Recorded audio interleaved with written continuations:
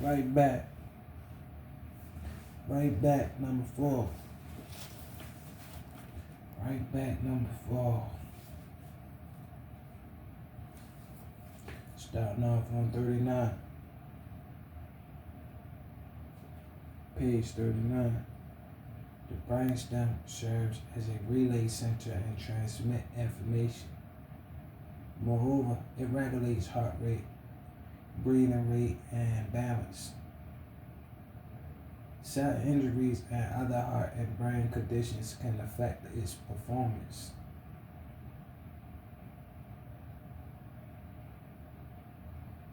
The cerebellum involves motor learning, balance, and equilibrium, body positioning, and movement coordination. It performs these actions with the assistance of the vestibular system. So any damage to the vestibular system will affect its working. The frontal lobes are vital for expressive language, regulating higher level executive functions, and voluntary movement. The temporal lobes play a role in processing emotions, language, and certain elements of visual perception. Senses such as taste, hearing, and sight rely on the parietal lobe for processing and integration. The occipital lobe is responsible for visual processing. We already read this, but we're gonna go over it and do it again. We read this page.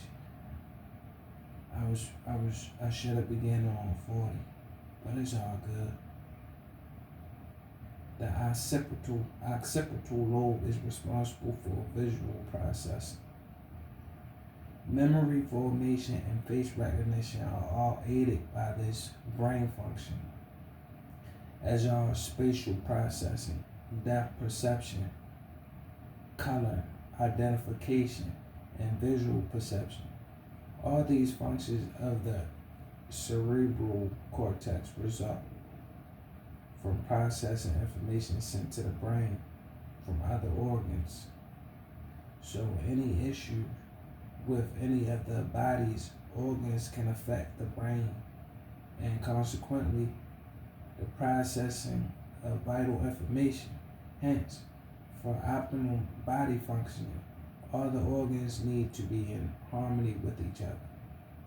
Your body becomes a singularity filled with unending energy when this harmony is achieved. It becomes the mind, and the imagination or thought forming in your mind is relayed to the body. The whole body amplifies the energy of that thought, ultimately bringing it to reality. Therefore, to strengthen ourselves against addiction, we need to bring harmony to our whole body, transforming it into a singular mind and imagining ourselves free of addiction. The principle of vibration. Everything in the cosmos vibrate at a certain frequency. Therefore, you must match that frequency to what you desire to make anything appear. A high-powered microscope can reveal that matter is nothing more than space, with a few specks of energy sprinkled here and there. A person's body is composed of molecules, which indicates that we are nothing more than energy bundles, exquisitely well-structured and polished, yet lacking in everything else. You can't see or conceive of anything except energy. It's well-ordered and intricate, but it's energy. The table is considerably harder than your hand, which begs the question, if everything is formed of energy, why is that? What's the difference if they're both created of energy? Their vibration is what distinguishes them. They are various frequencies and speeds of vibration in the energy of everything. Please take a closer look at water and all three of its varieties. In ice, water molecules move slower, while in liquid, they move quickly. Molecules split and become airborne as water converts to steam due to their rapid vibratory motion. While your body and everything you identify as you has a unique vibration, your thoughts, which you create, also have unique vibrations that are to all blend with your total vibratory frequency. Vibrations are sent from you to everyone and everything you come into contact with, from the people and animals around you to the inanimate things and even space. Because of this, when you enter a room where there was a previous altercation, you can smell it. The tension in the room is so intense that we characterize it as having bad vibrations. You're constantly vibrating in the world around you. The vibration of everything and everyone around you are also being received and translated by you simultaneously. Think of yourself as both a television transmitter and receiver.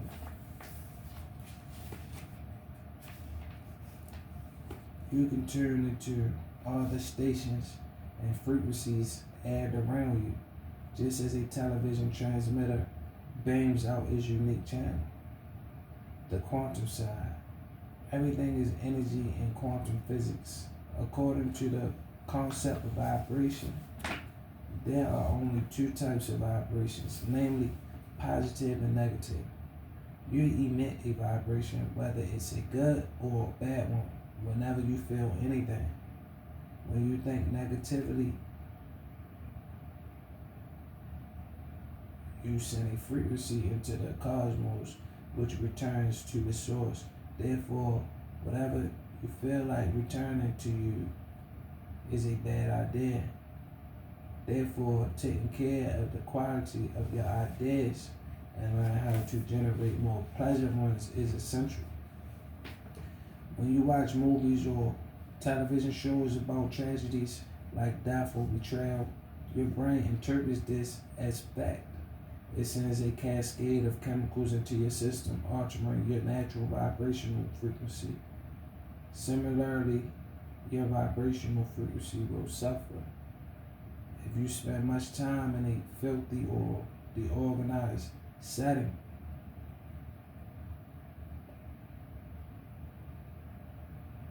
Helping with addiction.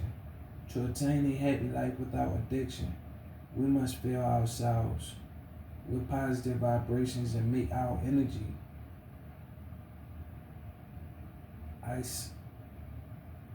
oscillate with our thoughts of having a beautiful and happy life. Producing positive thoughts, surrounding ourselves with positive people, looking and experiencing positive things, and keeping the environment free of negative energy will amplify your positive vibration. These positive vibrations will align with your desires and bring them to life. In short, keep your vibrations positive and eliminate the addiction, manifesting a happy life. The principle of correspondence. According to the law of correspondence, there is always a correspondence between the outside and inner worlds. As inside, so without, or as above, so below. There is a connection between what happens around us and within us. In other words, our external environment reflects our inner world. This indicates that if our inner world is unpleasant, so will our external environment. If we have poor self-esteem, feel horrible about ourselves, or are continually filled with rage, hate, or loathing, our outer world will be miserable, chaotic, or unfulfilling, acting as a direct reflection of what is happening inside us. Thoughts and pictures in our awareness manifest unconsciously in our exterior surroundings. The mind accepts everything as it is and starts to replicate precisely what we focus on, good or terrible.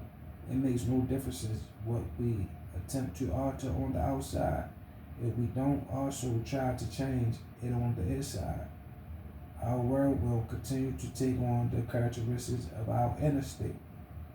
A garden can be used to illustrate the role of correspondence. This garden is in your thoughts. As you pick weeds from your garden, you must also eliminate weeds from your thoughts and nourish the soil with fruitful things. As you gain this understanding, you will continuously look inside to develop yourself and attract your aspirations. The quantum side. In quantum physics, there is a principle of correspondence that implies that for any new theory to arise, it must be reduced to the previously proven theories. This means that every new theory and change acts as outside behavior and directly relates to what is already inside already proven theories.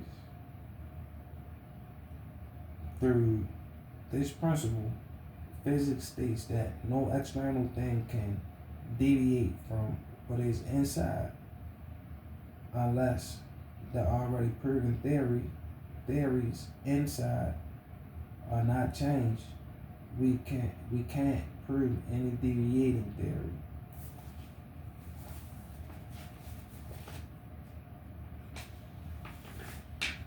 Helping with addiction.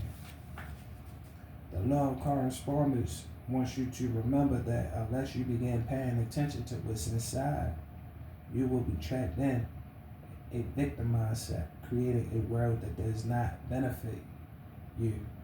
You will not alter your reality unless you learn the lessons. As a result, now is the moment to be mindful of your inner world and whatever you do at the micro level, since it will affect the macro level. To eliminate addiction, we need to change ourselves from the inside. We must change our diets and how we cultivate our gardens. As soon as we change ourselves from the inside, we will automatically feel the addiction getting away from us. The principle of polarity. Everything exists as a pair of opposites in this universe. Everything is dual and has poles. These poles are the same, but they vary in degree. The opposite extremes collide, resolving paradoxes and revealing that all truths are just half-truths. This notion of polarity demonstrates that spirit and matter are only different speeds of vibration of the same substance. The all and the many are seen to be the same among Hermetic, with the distinction being varying degrees of mental expression. According to the law of polarity, everything is its opposite. Only because pleasure exists does pain exist. Only because grief exists does happiness exist. Only because terrible times exist, good times exist. When something awful occurs, the law of polarity suggests that there is something good inside the evil. That is, all of these unpleasant and challenging situations are really for our benefit, or at the very least, we may make them that way by focusing on their positive aspects. The polarity principle provides a clear picture of how transmutation works. Transmutation is altering the degree of the same item rather than changing it. For example, fear cannot be transformed into love. Still, it can be transformed into courage. Just as hatred can be transformed into love. The quantum side.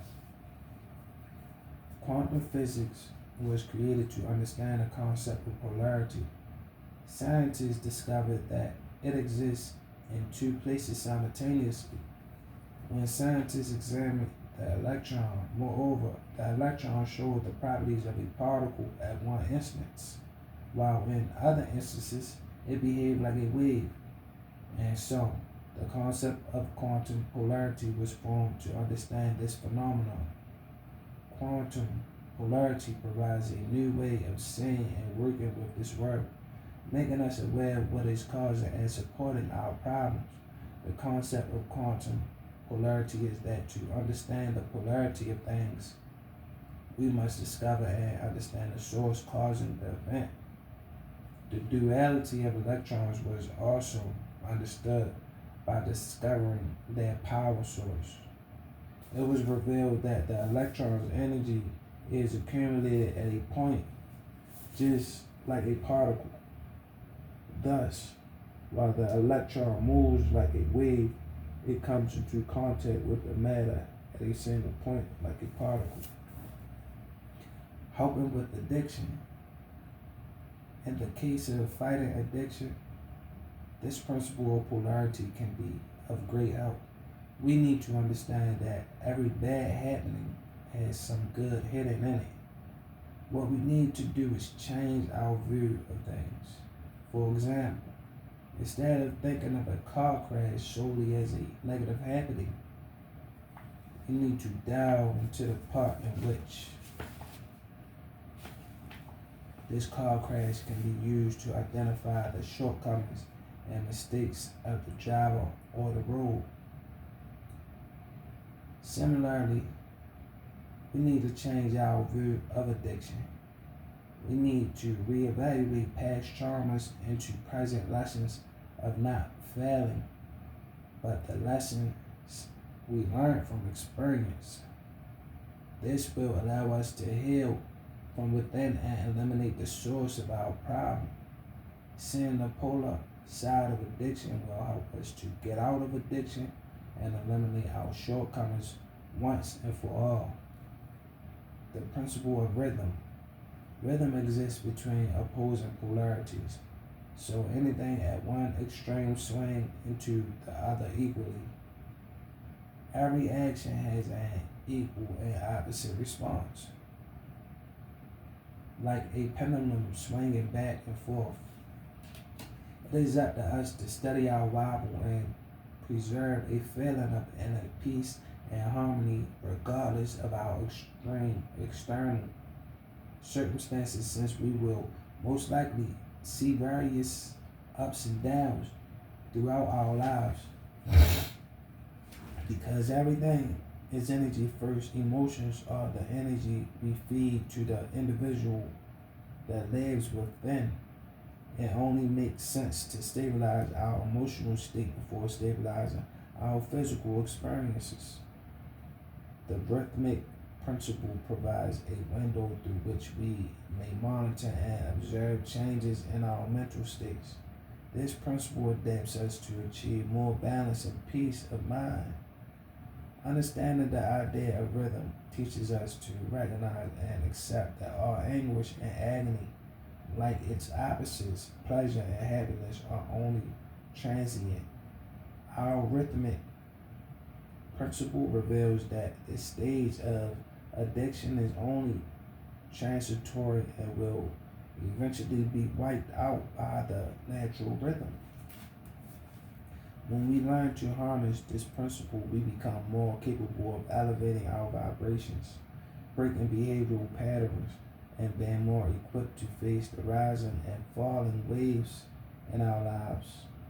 We can gain insight and self-awareness by applying this rhythmic concept to every circumstance, no matter how favorable or unpleasant. Knowing that this stage of addiction will not endure forever allows us to elevate our vibrations, to materialize an addiction-free existence.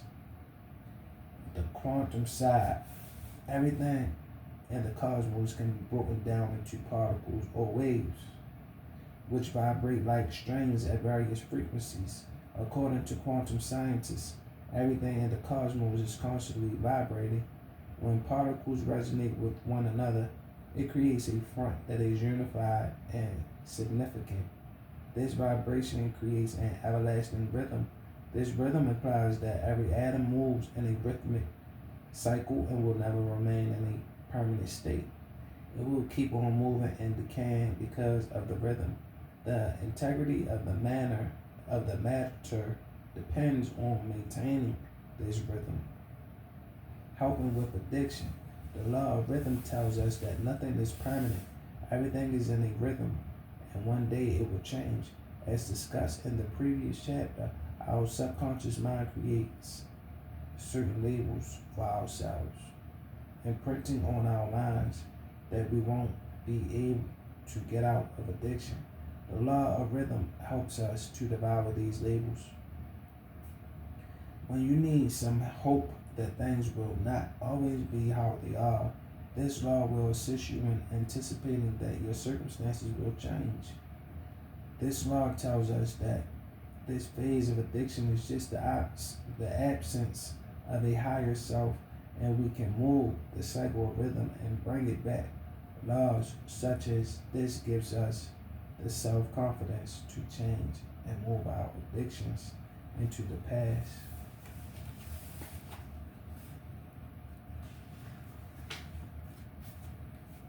The principle of cause and effect. According to this principle, every cause has an effect, and every effect becomes the cause of something else. This rule implies that the cosmos is constantly in motion and advancing via a series of events. According to the law, there are no accidents in this world, and the results we make in our life are a direct outcome of causes that originate inside ourselves. Every single impact in our world, every single effect on our planet has a source and initial beginning place. All rules begin with an initial first step. From that first step, a chain reaction of events occur, with other offshoots extended in all directions, so duplication and replication occur. According to the law of cause and effect, all of your ideas, human behavior, and emotions impact the cosmos. Nothing in the cosmos is absolute, and everything is relative. As a result, when you move your hand, you move the space that surrounds it, which is linked to all space in the infinite cosmos. As a result, all inanimate items in the cosmos are linked from the inside and inhabit the same space and mind. There is no distinction. So, when you move your hand, you move the space connecting all things. Although it may take some time for some individuals to get their heads around the notion or concept, it is accurate. Everything in the cosmos has always existed in one form or another. That is, in its chemical or microscopic form, and everything arises from this. The human mind causes movement, no matter how little, unless you actively remain motionless. All thoughts lead to actions or human behavior, and all actions and behavior lead to more thoughts. Every action is the product of thinking. A movement or action cannot occur without its original or previous thinking. We're going to start on 48. On page 48. You feel me? Next time we do this, we're going to start on 48 when we start on 48. Now you're here, love and abundance until the next go around.